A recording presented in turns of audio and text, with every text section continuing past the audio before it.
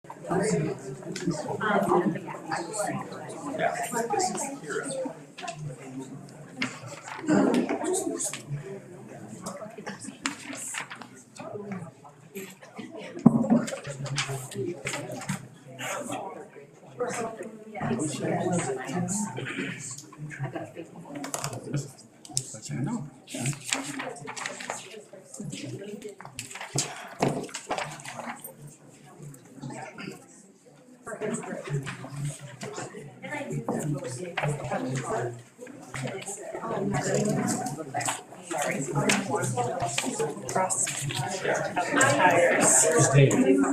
in the bathroom?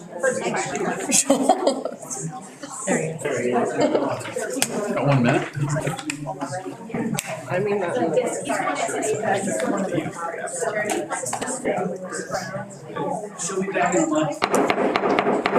Good evening, ladies and gentlemen. Call this meeting to order. Roll call. Barkley. Here. Bates. Here. Kimbrell. Here. Patterson. Here. Rusterholz. Here. Okay. If everyone could please stand for the Pledge of Allegiance. Mr. Hellstrom, could you lead us, please? Yes, sir. I pledge allegiance to the flag of the United States of America and to the republic for which it stands, one nation under God, indivisible, with liberty and justice for all. Moment of silence, please.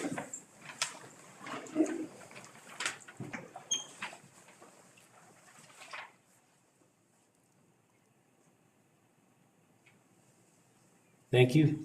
We, the people of Colorado, with profound reverence for the supreme ruler of the universe, in order to form a more independent and perfect government, establish justice, ensure tranquility, provide for common defense, promote the general welfare, and secure the blessings of liberty to ourselves and our posterity, do ordain and establish this Constitution for the state of Colorado.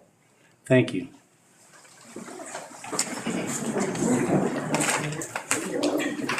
Okay, I assume everyone's had a chance to take a look at the agenda. Is there a motion to approve the agenda? motion to approve. Second. Second. Roll call. Barkley. Aye. Bates. Aye. Kimbrell. Aye. Patterson. Aye. Rusterholz. Aye. Thank you. Public comment.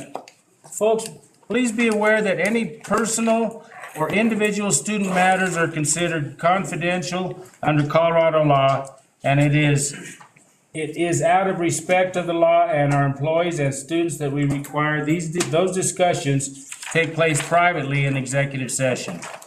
Individual comments are limited to 3 minutes or a total of 15 minutes.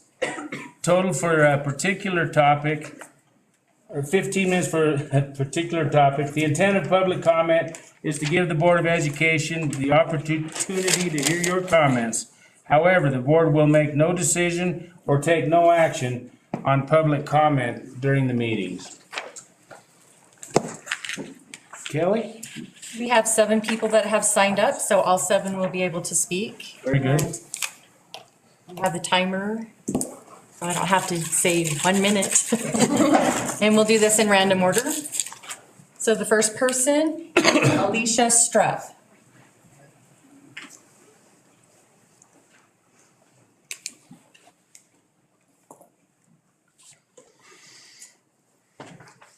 Hi, I spoke at the last meeting, and as I concluded my last public comment, I will begin this public comment by reminding the board that it seems that you have forgotten that Mr. Witt is your employee. The superintendent works for the school board, and the school board works for us, the parents and the community. The board is supposed to represent the community's voice in public education. Since you won by about 50 votes until the next election, you are the selected leaders. You are supposed to consistently communicate with the public and the community members and keep us abreast on the challenges, ideas, and progress. You were hired to be advocates for parents and students. But so far you have crumbled and you have failed to do this. To be honest, I struggled with this speech also, and kind of thinking about what I should use my 3 minutes for. I thought I could focus on communication and transparency and how it is not your strength, then I would give you an F for this standard. I could potentially speak about how you hide behind your emails to deliver news to your stakeholders, and that's how we learned about merit moving into the middle school. It's how we learned about 6th grade moving back to the elementary schools. Email was used to tell us that that's how you all voted in favor of renewing a superintendent via a special board meeting without our consent. It was through email that I learned my son's middle school was closing. It was from email that I learned my daughter's elementary school was closing. Email is how many of our Price educators were told that they're fired. They're out of a job. They have nothing to go through to in the fall. I mean, do you not see the lack of student enrollment and families fleeing this district as a problem that you created? I could speak about the interviews that leave me befuddled. How a leader in the district can just stare blankly into a camera and not respond, or demand that the interviews get cut short or off the record as some type of power play. I could speak about the free money and the grants that were left on the table and how our students are left in the dust. I could mention the walkouts, the recalls, the resignations that have happened because of the unsupportive leadership in this room. I could speak about how many other people in the district, you guys talk about financial responsibility, and yet you're purchasing a $300,000 curriculum to replace a curriculum that we still have for 5 years. I could speak about financial responsibility not being a parent because you gave yourself a 10% raise. You got a $15,000 raise, and I can only wonder if our teachers who are doing the groundwork are going to see any type of compensation to result any fraction of that. You get an auto allowance. Our teachers don't get that. They commute from the Springs. I just wonder how that financial transparency is actually working. And ultimately, in 45 days, Mr. Witt's the only one who makes out with the bandit. To conclude, your personal agenda is clear here. You're not going to intimidate me. Your hostile and arrogant body language doesn't intimidate me. And that is it.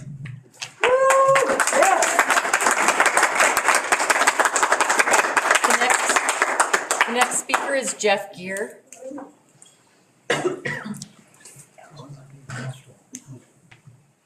Good evening. Just wanted to take an opportunity to introduce myself. I'm Jeffrey Gear. I am one of the newly elected council people for the city of Woodland Park. Most of you don't know who I am, so I thought the introduction would be at least helpful since we'll be working together moving forward now that the IGA is signed, and I'd like to thank the board for working with prior council to get that IGA signed. And I also look forward to your presentation. I believe you guys, as part of the discussion, we're planning to come in and present to us in May. So look forward to hearing that presentation. Otherwise, I didn't really have anything else tonight other than just, again, wanted to introduce myself, let you guys know that I'm here. And if there's anything that we can talk about or that you'd like to talk about, don't hesitate to reach out to me. While I'm certainly not here on an official capacity, I want to make myself available to each and every one of you should there be anything that you guys feel like we need to discuss from a City of Woodland Park perspective. So, that was basically it for this evening. So thank you very much for your time. Congratulations on the victory. Thank you. The next speaker is Shannon Ferraro.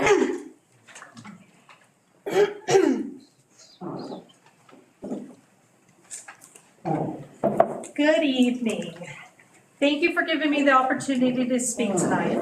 I would like to bring to your attention that Woodland Park High School does not allow for our special needs students to participate in the high school graduation.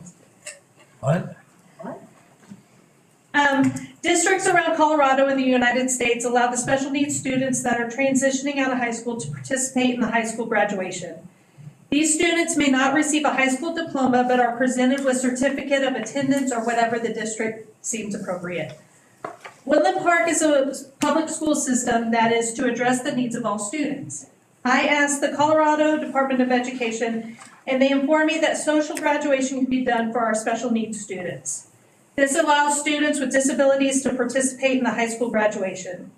Participation in the graduation ceremony may include wearing a cap and gown, having the student's name printed in the program, sitting with the graduating class, having their name called, and being handed a certificate. When I inquired about an 18-year-old IDD Woodland Park student enrolled in the SSN classroom participating in the graduation ceremony. I was told that Woodland Park does not have these type of graduations, and the graduation ceremony at Woodland Park High School is only for students who have earned a Woodland Park High School diploma. Special needs students were able to participate in other senior activities such as prom, elementary school tours, the trip to the Cheyenne Mountain Zoo, tea and capping, and the senior skip trip, but not graduation. As I said before, the CDE says that our most vulnerable students can participate in graduation, but at the end of the day, it's a local decision. That is why I'm coming to you. Graduation is quickly approaching in May, and I would like for Woodland Park to do the right thing and allow these children to participate in the ceremony.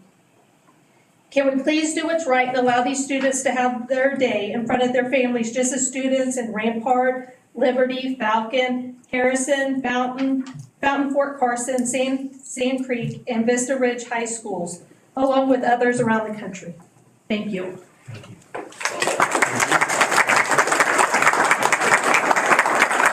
All right, the next speaker is Heidi Krippin.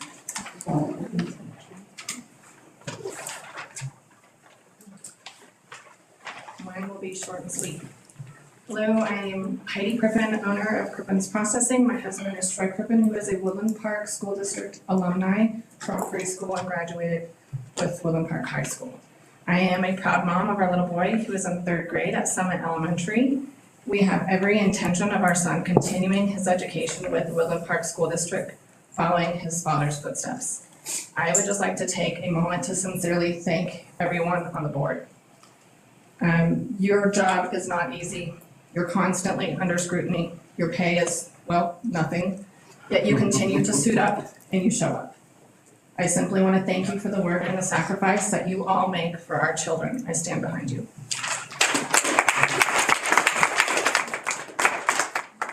The next speaker is Ked Rogers.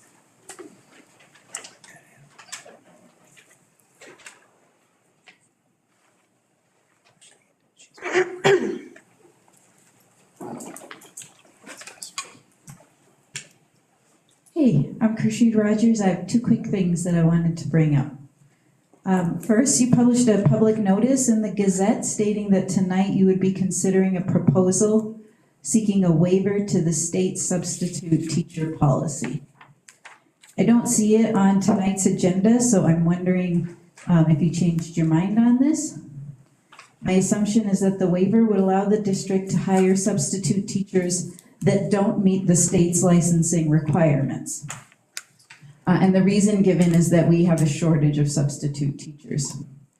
I would like to submit that this waiver is not necessary for our district. I am a substitute teacher in this district, and when a job becomes open, I get a notification on my phone in an app called Frontline. And if I don't click on that job within 3 to 5 minutes, that job gets taken. So I feel like we have more subs now than I've seen in my last 6 years of subbing. So experiential evidence tells me that we don't have a shortage here in RE2 and that we don't need to diminish the required qualifications to sub here. The second point that I want to bring up is that I have a big concern over the decision to move from 1 dean of instruction in each elementary school to a shared position between Columbine and Summit. I bring it up tonight because I feel like Superintendent Witt is given a lot of autonomy, and I'm not sure if you are aware of this decision. I also think it's important for the public to know as well. I personally don't understand this decision, considering that both Columbine and Summit will be absorbing the Gateway population, therefore serving more students, and implementing a new ELA curriculum. At the last meeting, Ken justified the big costs the district will incur with the adoption of the core knowledge curriculum because of our academic focus for our students. I would submit that the Dean of Instruction is a core component of academic focus. The Dean facilitates progress monitoring for all students and is responsible for interpreting the data and how it translates to what the students need academically, and then for helping develop a plan to meet those needs. The Dean is an expert in curriculum, assists staff with curriculum pacing, and oversees students' 504 plans. I believe that decreasing this to a half-time position in each elementary, which now oversee 8 grade levels, is highly detrimental to student success. Thank you for listening.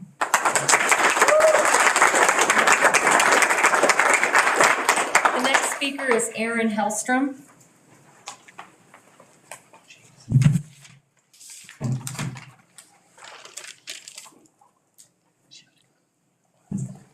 Good evening. I rise tonight to talk about our Constitution. I've heard on the news and other articles that there's a separation of church and state in the First Amendment. Yet as I read it, I don't see that anywhere in there. In fact, Meathead from Archie Bunker said it was in there 3 times. But it says Congress, so this is addressed to Congress. Congress shall make no law respecting an establishment of religion or prohibiting the free exercise thereof, hard stop. No separation. Or abridging the freedom of speech or of the press, hard stop. Or the right of the people peacefully to assemble and to petition the government for redress of grievances. It doesn't say separation of church and state. It's a constraint on our Congress from restricting our religious freedoms. This country was founded on them. And I'd like to find out with the American birthright, and I'm all for it, I'd like to know where our students are doing in history.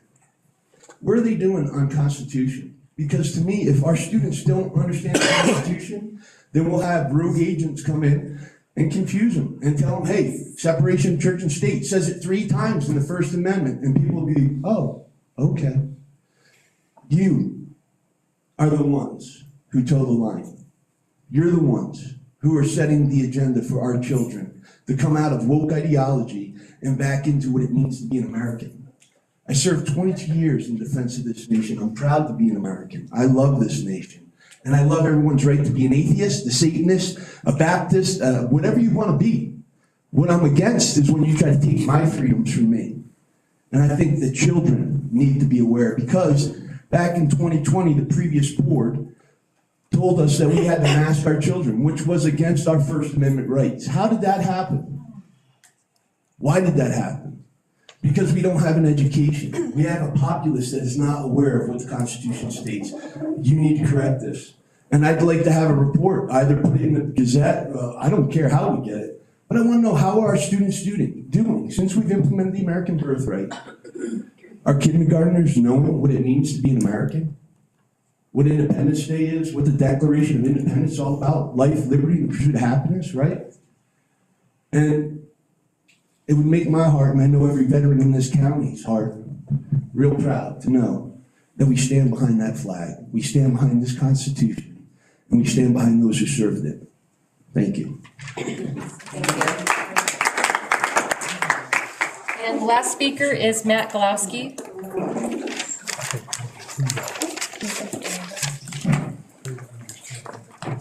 Well, I guess I'll start tonight just saying that I'm very thankful we've got a robust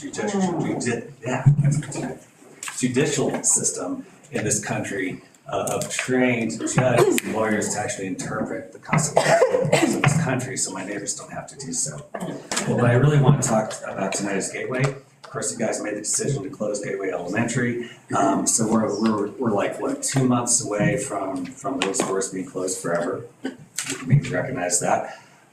What I'm curious about is why are you right now rekeying the locks and changing the door handles on that building?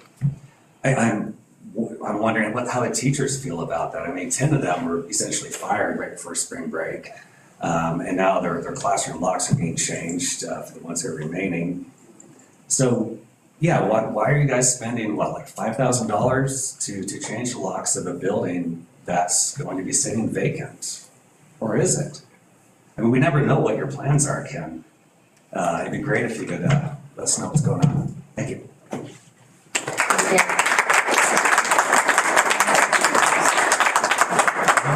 That concludes it.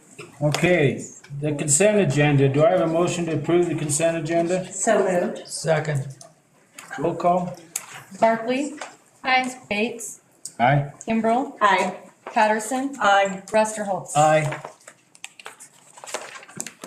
Okay, thank you.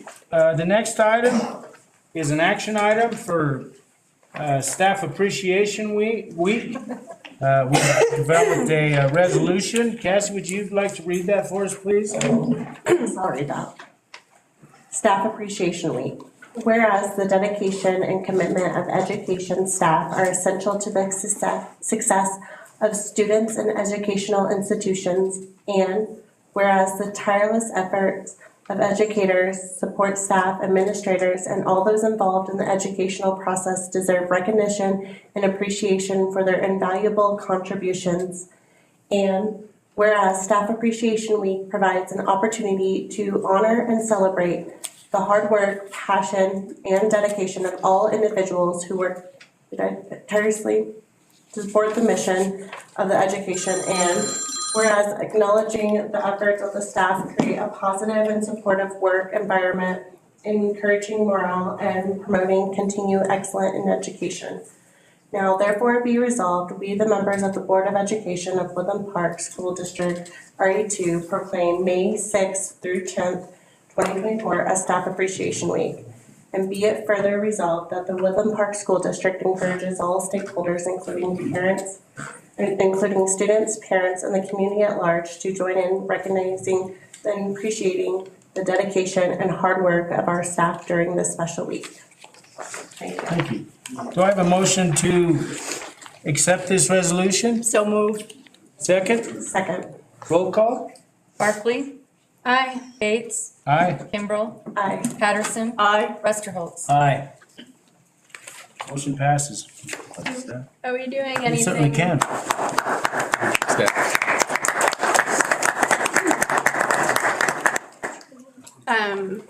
Beyond just making this resolution to show appreciation, any sort of? Well, that's coming up the 6th through the 10th, and I'm sure we're going to do something. I put a reminder in my calendar for some days in advance to make sure we did do something. Okay, good. Not everyone else has to put it in their calendar, but I do. Okay, next item, discussion and information. Nate Owens, you've got an update. You've got 5 minutes. If you're wanting to entertain any questions, you'll have to allow for some time for that as part of your presentation, okay? I don't know if anyone will have any questions or not. Okay. All right? Thank you. I'm going to test the clicker. Yeah, I'm going to test the clicker real quick. I guess I should point that way. Perfect. Awesome. I'll hold it over here for you. Got it?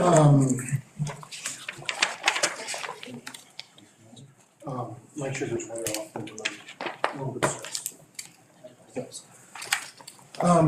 Ms. Higgins, I gave you some packets before. I wanted to make sure that the board had a chance to. I did pass those out. Before I started. I'm gonna reference them. I apologize, I didn't get a chance to get those into the board packet beforehand. If you'd like to keep those and look at them for your viewing pleasure, I'm just gonna reference them a couple of times. Can I stop just a second? I need to ask a question.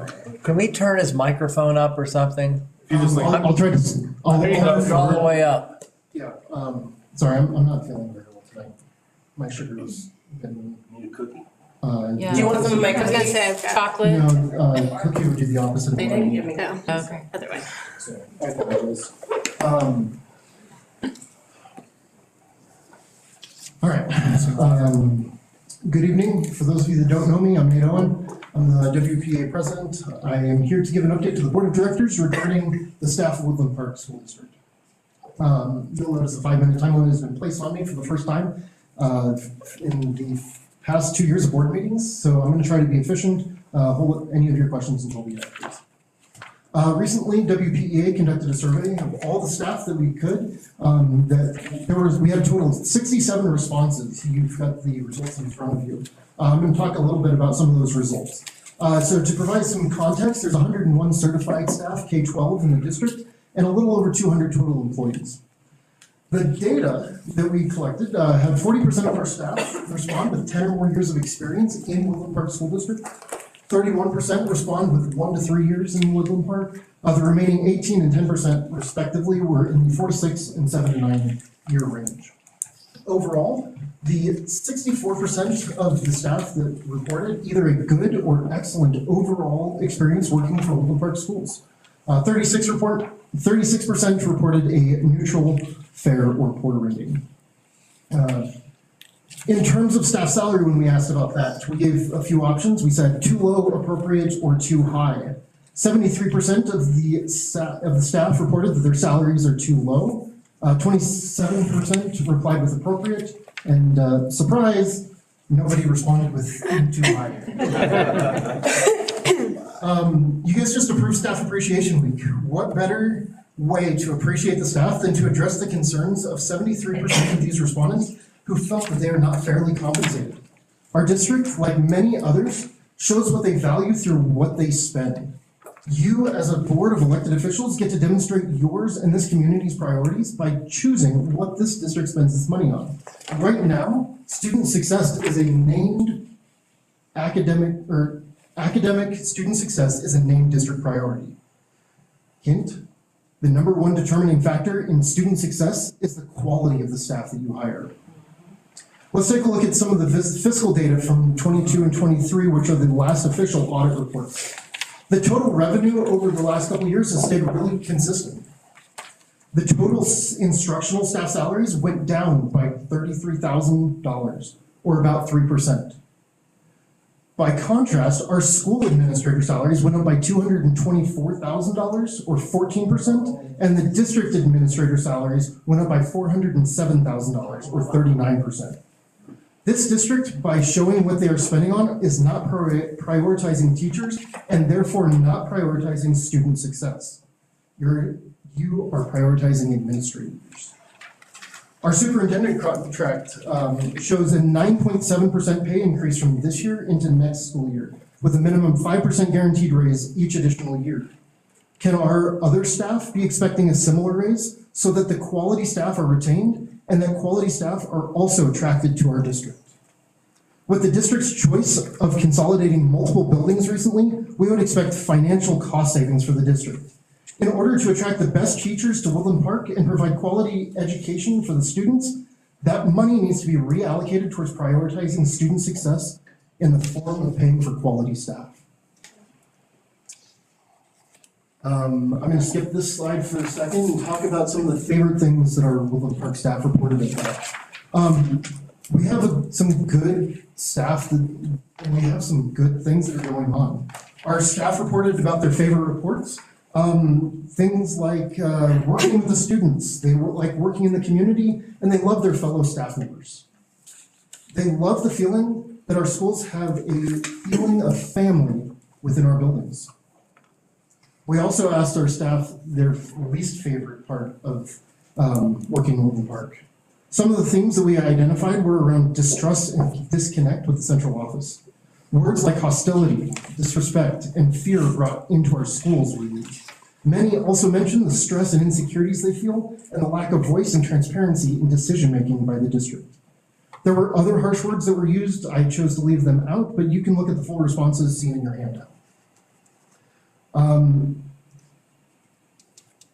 Building level communication. We asked some questions about the staff about what's going on with their principals, the central office, and the superintendent's performance.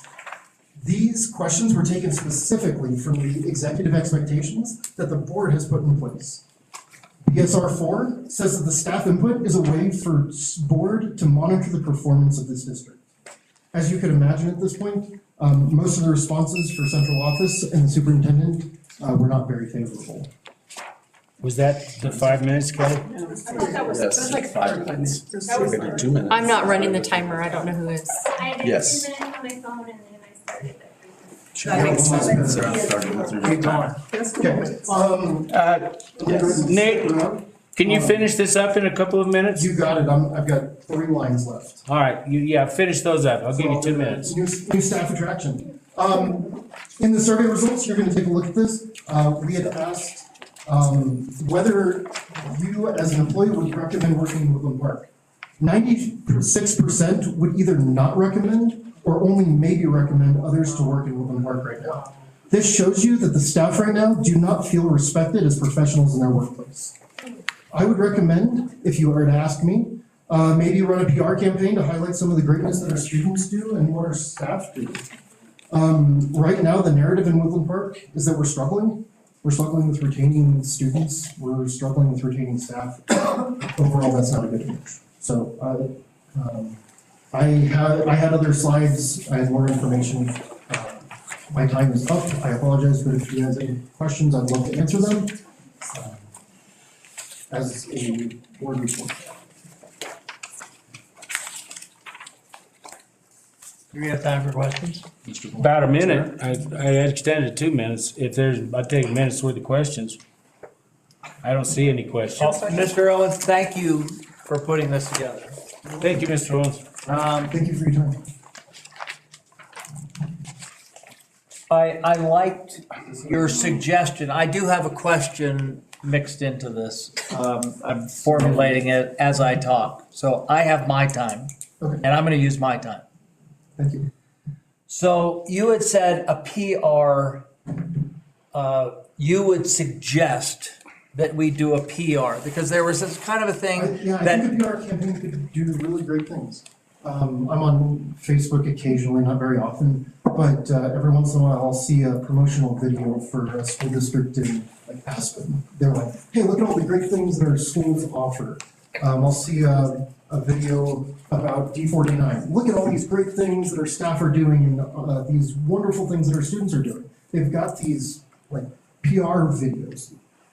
Are we, as a board of directors, are we asking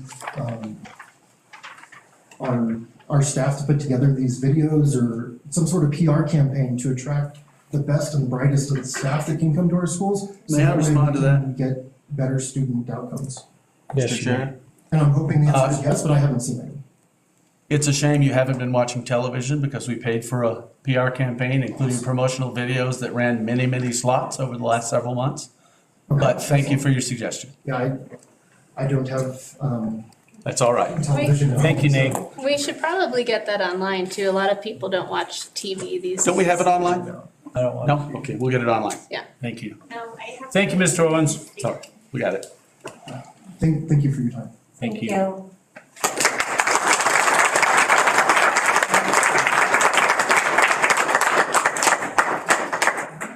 Okay, next item, middle school move update, Mr. Salt. Good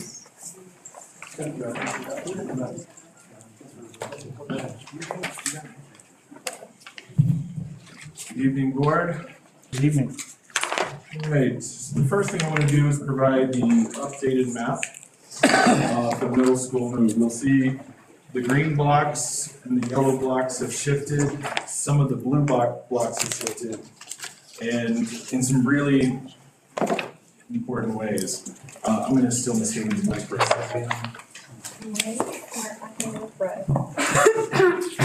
Getting my van of white over here.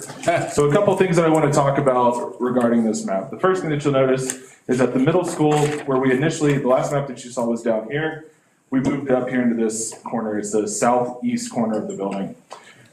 This addresses a couple of concerns that were brought up before, one of which was bathroom facilities. This has more bathroom facilities available for the middle school students. It also provides facilities for staff members as well in that hallway. This also keeps pretty much all of the middle school classrooms together. It gives us science rooms over here, so instead of having to be down the hall, they're right there. And so this is going to be more of a centralized middle school block. I'll tell you that everyone that I've spoken to at both the high school and the middle school seem to think this is a really positive solution. And so this is the direction that we're moving. With this, you'll see the word draft still written on here, but this is like 99.5%. We just keep draft on there to make sure that if we need to make changes as we continue into August, we can. But this is more or less the map. What you'll see, this blue block down here, this is another really important change that we made. This is going to be our STEAM area. And I say that is going to be a 7-12 secondary STEAM. We've had some collaboration between our high school STEAM group and our middle school STEAM teachers. They collaborated through here and talked about most of the rooms are interconnected. We're going to interconnect the rest of them. So minor construction to punch a hole in the wall. That way it'll be all the way to work through, and that'll allow collaboration across the grade levels and across from the 7-8 and into the 9-12, and allow for some continuity with the programming. The other kind of big change on this are these two little green blocks over here. One of the big concerns that we've heard from middle schoolers was they have their exercise room and they have no place to put all of their exercise equipment. And so now they have a place to put their exercise equipment, and so we'll be moving that over. This is where it's slated to go, right off of the gym, so that it'll all be able to be contained with their PE, and they'll, kind of like they have it now, right off the gym. And so that's really, those are the changes. They're important changes, and everyone seems to be pretty content with the way this is going. Any questions about the map before I walk back over? Okay.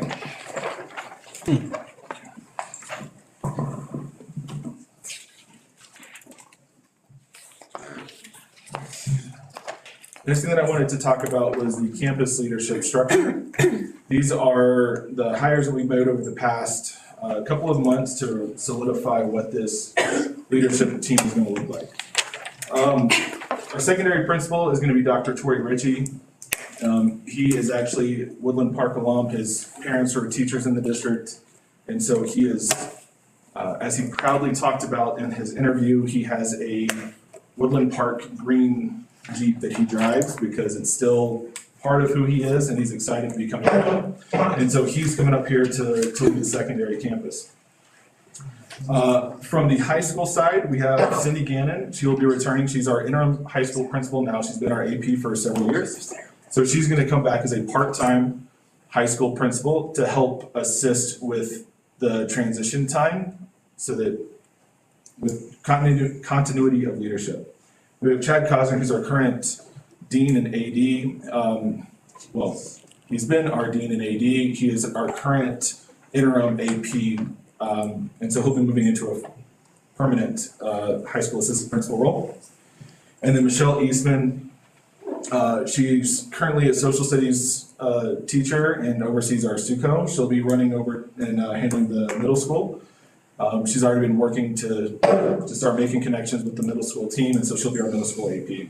Then we've got Kat Becker, who will be our instructional coach or academic coach that will cover the secondary campus. Those are the slides that I've got. Any questions I can answer?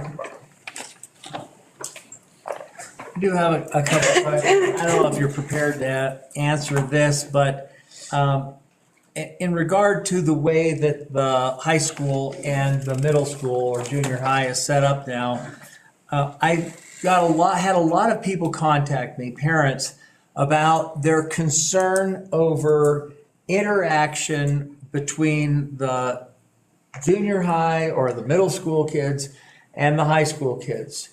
So on the tails of that, I have a question, and I don't know if you can answer it or not. There are many schools across the country that junior high and high school are in the same building. They go to lunch at the same time, they are in the locker, they do everything at the same time, ride on the buses together. When I was in junior high, I was with the high school until our school district built a new high school. My wife's school was kindergarten through 12th grade. Where my daughter just moved to in Kansas is junior high through high school. Can you tell me, and I really haven't taken the time to ask, why is there so much seeming concern about junior high being with high school? I don't understand. It's a great question, and I'm not going to try to speak to other people's opinions on that. I've heard from both sides. I've heard people adamantly oppose sort of segmenting them out, saying that they need to learn to interact together. I've heard people say adamantly that they need to be separated and make sure that we have as many people separated as possible. That's what I've heard. We've got them kind of grouped over, like I said, sort of a central location for all of the middle school programming, most of the middle school programming. May I add one point? Sure. I believe this configuration continues the separate entrances for middle school and high school students. Correct. Which I think the public should be made aware of. So what we've done is we've listened to those concerns. Not everyone has them, but some do. And what we've done is minimize the amount of mandatory interaction in terms of halls and times when you have to interact. But we cannot completely eliminate it because in fact, many of those very same families said, please make sure that my kids get the extra opportunities and that we take advantage of expanding their educational experience in joining with the high school facility. So we balance those two, as you can see, both in the configuration and in the plan for continuing with separate paths as much as possible, except where in fact the students' educational opportunities are being expanded by interacting with some of the additional both extracurriculars and additional electives that they can take advantage of in the high school facility. Well, then my next question would be for both of you then. I see value in having people at any level or age group learning to work together. Is there anything that in this dissemination of the building or, I mean, bringing together of the two schools, is there any plans, I mean, on how we will merge these two together and talking to the kids about all of this? Let me speak to this. I shared last month that the coaching staffs were excited, particularly it was a football meeting. But they were excited because there were going to be some additional opportunities for the middle school, having everyone under the same roof.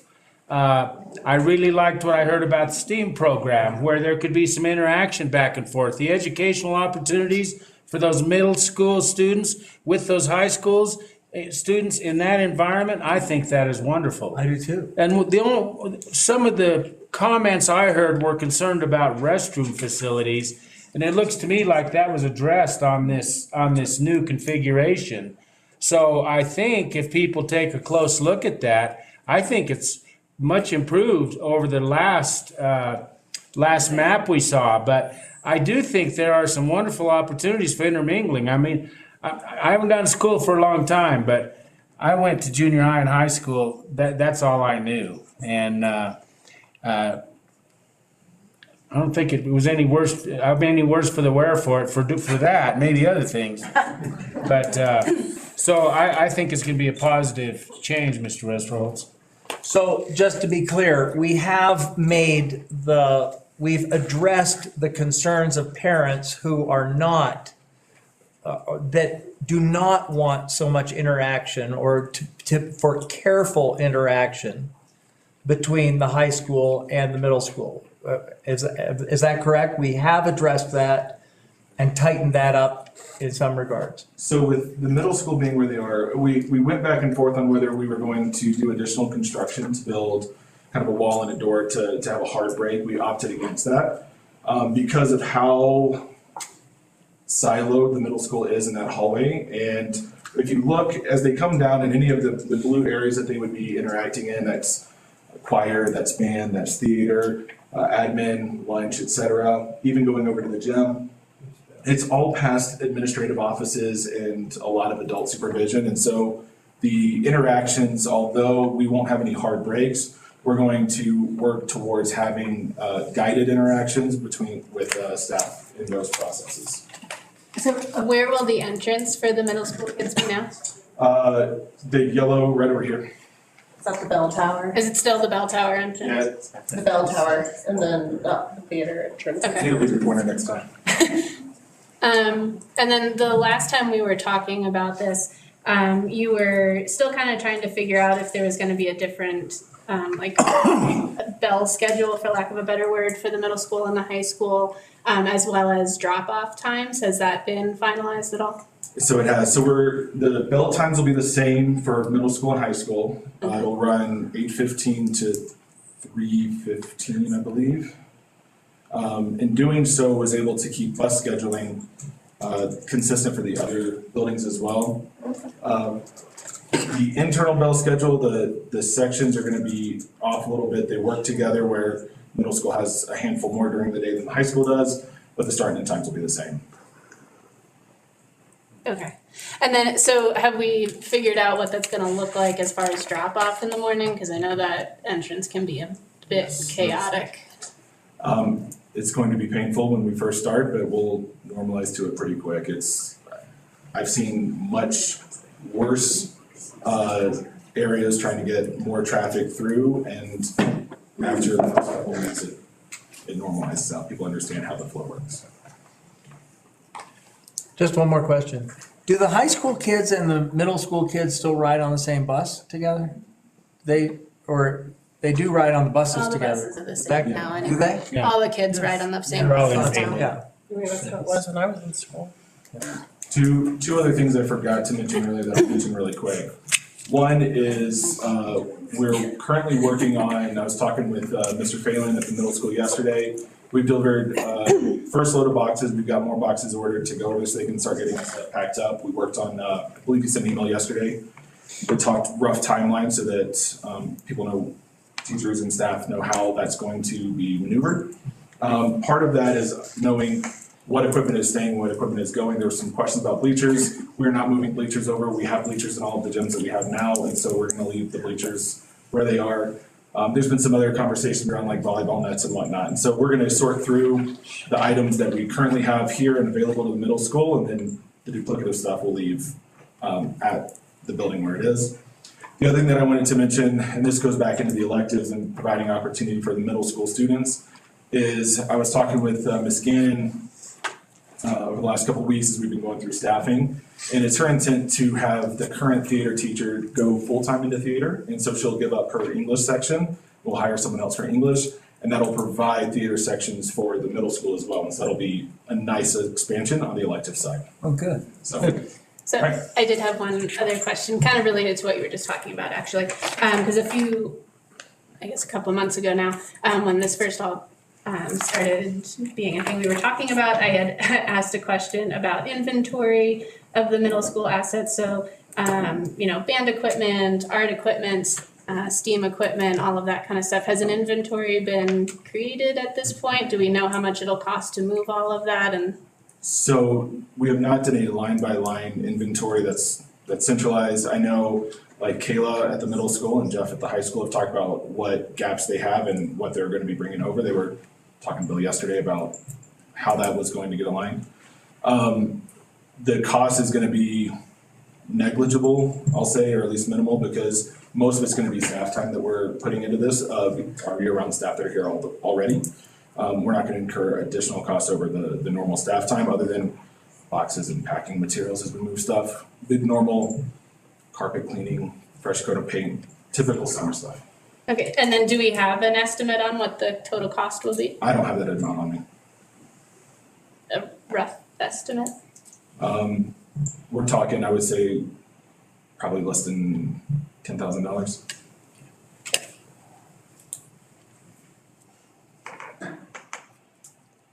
And we have that budgeted in for next year, or is that under this year's? I believe it's in this year's budget. Would that be under just general fund, or? That's not a question for me. Mr. Witt, do you have that in? No, I don't have a line item for this, but we have it in the facilities budget. So Facilities budget, okay. Anything else? Thank you, Mr. Salt. Well done.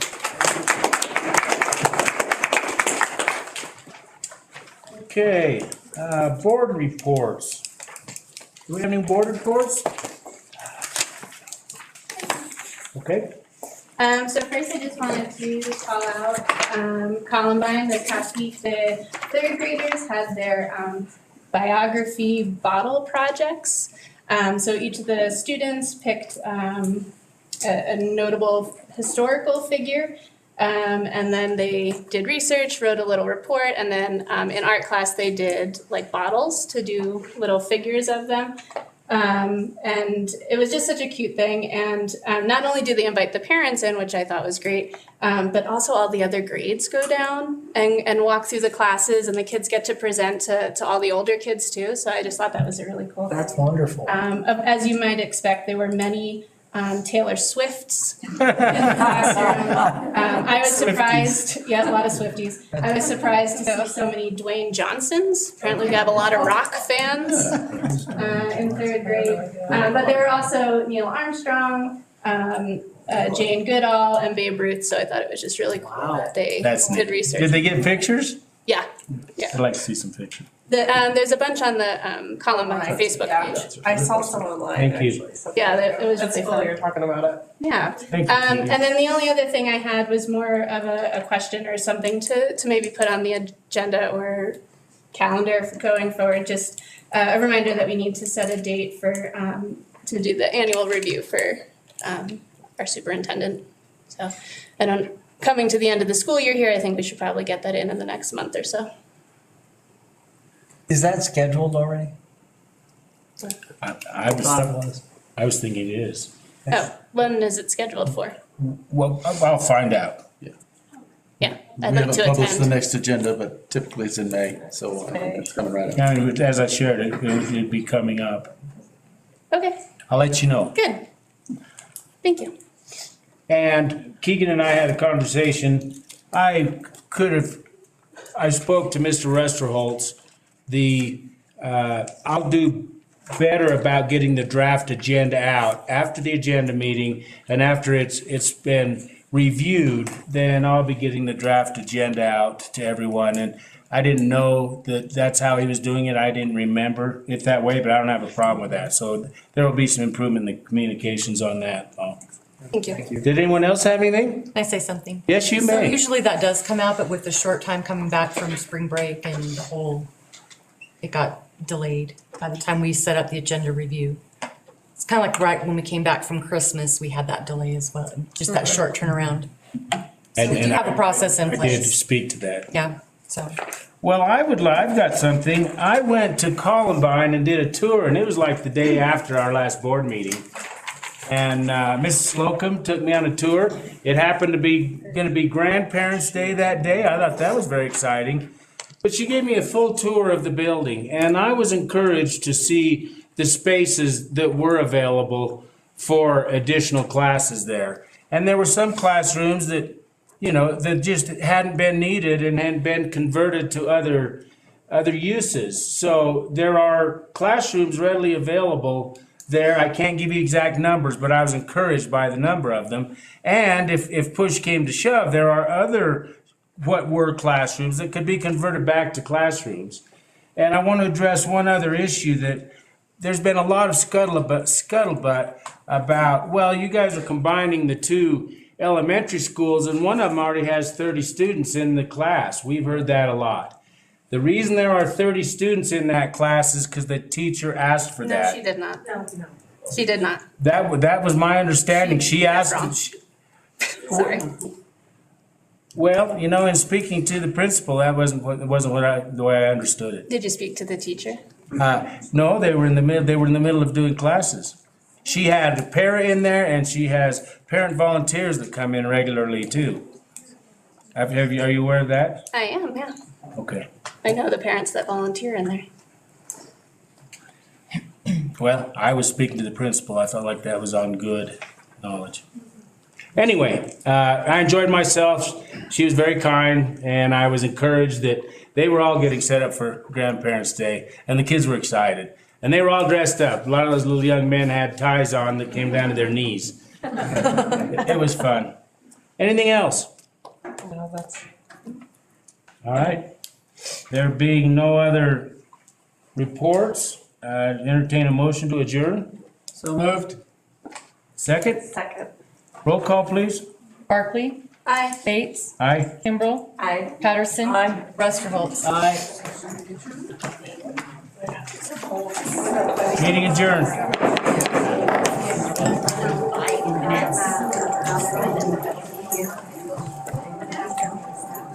Are you guys gonna cover financials tonight?